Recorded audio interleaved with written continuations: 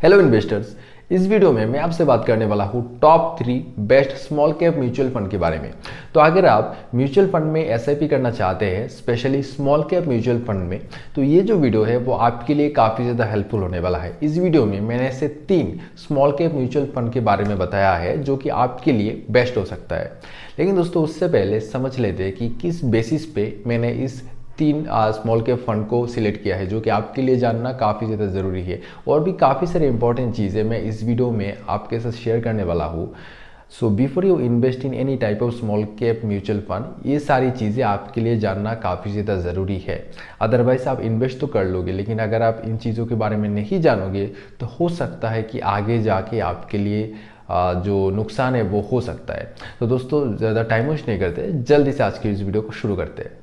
तो I will be very honest with you through out this video. दोस्तों, मैं आपको रियलिटी बताता हूँ। तो अभी दोस्तों, स्मॉल केस म्यूचुअल फंड में या जितने भी स्मॉल कैप स्टॉक है जिनका जो मार्केट कैपिटलाइजेशन है वो 5000 करोड़ से छोटा है, ठीक है, उनमें दोस्तों लोगों ने काफ़ी ज़्यादा इन्वेस्ट कर दिया है, जिसकी वजह से अभी जो स्मॉल कैप का पूरा सेक्टर है वो थोड़ा सा ओवर वैल्यूड है। लेकिन रिसेंटली हमने मार्केट पे काफ़ी अच्छा खासा करेक्शन देखा है, जिसकी वजह से जितने भी स्टॉक्स लार्ज कैप या जितने भी मिड कैप या जितने भी स्मॉल कैप स्टॉक्स है या जितने भी म्यूचुअल फंड है वो एक काफ़ी वैल्यू पे, ठीक ठाक वैल्यू पे आ चुका है। लेकिन टू बी वेरी ऑनेस्ट, अभी भी जो स्मॉल कैप म्यूचुअल फंड है वो एक अंडर वैल्यूड जोन पे नहीं आया है। तो दोस्तों, इसी वजह से इस वीडियो को बनाने में मुझे काफ़ी ज़्यादा दिक्कत हो रहा था, क्योंकि ऐसे 3 स्टॉक्स ढूंढ के लाना जो कि फ्यूचर में काफ़ी अच्छी रिटर्न दे सकते हैं, काफ़ी ज़्यादा मुश्किल है, ठीक है। अगर आप पास्ट रिटर्न को देख के स्टॉक सिलेक्ट करते हो या म्यूचुअल फंड सिलेक्ट करते हो तो वो एक गलत डिसीजन हो सकता है, क्योंकि ऐसा ज़रूरी नहीं है कि जो म्यूचुअल फंड पास्ट में अच्छे रिटर्न दिए हैं वो फ्यूचर में भी दे सकता है। तो दोस्तों, इस वीडियो को बनाने के लिए मुझे काफ़ी रिसर्च करना पड़ा और फाइनली मैंने 3 जो स्मॉल कैप म्यूचुअल फंड है वो सिलेक्ट किया है आपके लिए, जो कि आपके लिए बेस्ट हो सकता है।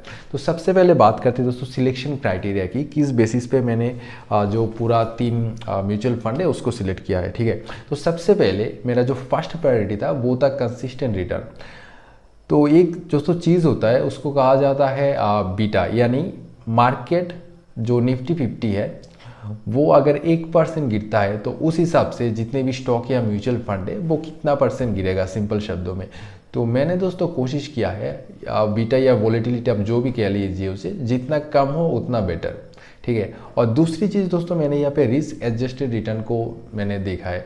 ऐसा नहीं कि जो म्यूचुअल फंड ने काफ़ी अच्छे रिटर्न दिए है सिर्फ उसी को मैंने सिलेक्ट कर लिया, ऐसा दोस्तों नहीं किया है। मैंने ये भी ध्यान रखा है कि जब मार्केट पे क्रैश आता है तब वो कितना अच्छे से उस क्रैश को यूटिलाइज कर पाता है, या कितने अच्छे से उस क्रैश में भी वो जो म्यूचुअल फंड है वो अच्छे रिटर्न दे पाता है या नहीं। तो इस चीज़ को भी मैंने दोस्तों कंसीडर किया है। अब दोस्तों डायरेक्टली बात करते हैं कि कौन से ऐसे 3 म्यूचुअल फंड है जो दोस्तों आपके लिए बेटर हो सकते हैं। लेकिन दोस्तों, उससे पहले एक चीज़ मैं आपको क्लियर कर दूँ, ये चीज़ बताना दोस्तों काफ़ी ज़्यादा ज़रूरी है। दोस्तों, अगर आप mutual fund specially small cap mutual fund में इन्वेस्ट कर रहे हो तो मेक श्योर आप मिनिमम 7 साल के लिए इन्वेस्ट करो। अदरवाइज आपको दोस्तों जो पूरा बेनिफिट है उसका नहीं मिल सकता है, ठीक है, क्योंकि आप थोड़ा सा ऐसे लॉन्ग टर्म पर्सपेक्टिव के साथ आपको उसको इन्वेस्ट करना पड़ेगा, अदरवाइज आपको रिटर्न नहीं मिल सकता।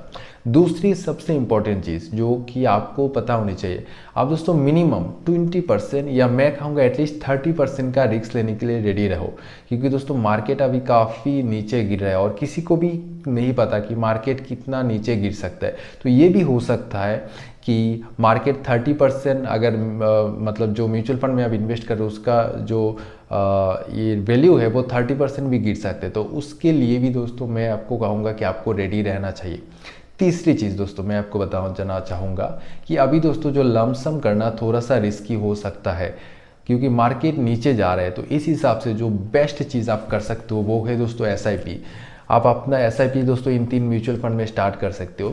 जैसे जैसे मार्केट नीचे जा रहा है आपका जो एसआईपी का जो वैल्यू है वो आप इंक्रीज कर सकते हो, जिसकी वजह से आपका जो एवरेज है वो और ज़्यादा नीचे चला जाएगा और आपको प्रॉफिट होगा। सिंपल शब्दों में, जैसे जैसे मार्केट नीचे जा रहा है अब जो अपनी एसआईपी है उसकी वैल्यू धीरे धीरे बढ़ाते चलो, या आप चाहो तो सेम भी रख सकते हो। लेकिन मेन चीज़ ये है कि अभी दोस्तों किसी भी म्यूचुअल फंड में आपको लमसम नहीं करना है, ठीक है, आपको एसआईपी ही करना है।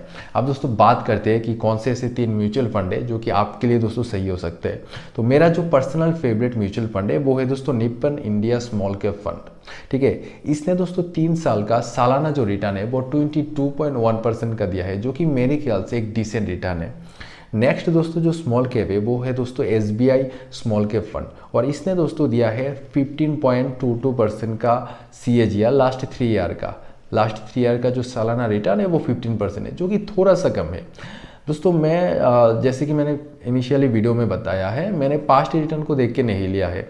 मेरे ख्याल से ये जो एसबीआई का स्मॉल कैप म्यूचुअल फंड है उसका जो रिस्क मैनेजमेंट है वो काफ़ी अच्छा है, इसी वजह से मैंने इसको दूसरे नंबर पे रखा है। और इन फ्यूचर मुझे लगता है ये जो म्यूचुअल फंड है वो काफ़ी अच्छा रिटर्न दे सकता है। अब लास्ट जो म्यूचुअल फंड है वो मेरे हिसाब से है axis small cap mutual fund, और इसने दोस्तों सालाना 3 ईयर में 17% का रिटर्न दिया है। और यही दोस्तों 3 म्यूचुअल फंड है जो कि मेरे ख्याल से अभी के टाइम में थोड़ा सा सेंस बना रहा है, और एसआईपी करने के लिए मेरे ख्याल से बेस्ट 3 म्यूचुअल फंड है। आप इन 3 म्यूचुअल फंड से किसी भी म्यूचुअल फंड में अपना एसआईपी स्टार्ट कर सकते हो। और यहीं पे दोस्तों हो जाती है आज की वीडियो की एंड। अगर आप ऐसे वीडियोस और देखना चाहते हैं तो चैनल को सब्सक्राइब कर लीजिए। और दोस्तों मैं मिलता हूँ आपसे मेरे अगले वीडियो में।